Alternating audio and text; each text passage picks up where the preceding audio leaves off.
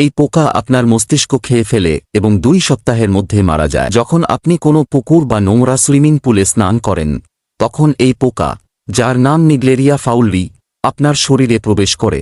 এটি প্রথমবার আপনার নাকে প্রবেশ করে, তখন আপনার নাকের শ্লেষ্মা এটি থামাতে পারে না। এরপর এই ভাইরাস আপনার ঘ্রাণশক্তি স্নায়ু অলফ্যাক্টরি নার্ভ দিয়ে মস্তিষ্কে পৌঁছে যায়। মস্তিষ্কে পৌঁছেই এই ভাইরাস বাচ্চা উৎপাদন শুরু করে। 1-2 দিনের মধ্যেই কোটি কোটি ভাইরাস আপনার মস্তিষ্কে ছড়িয়ে পড়ে। এতে মস্তিষ্কে প্রচণ্ড ফোলাভাব সৃষ্টি হয়, মস্তিষ্ক পুরোপুরি ফুলে যায় এবং তাতে পুঁজ জমা হয়। এরপর আপনার জীবনের খুব সামান্য সময় বাকি থাকে।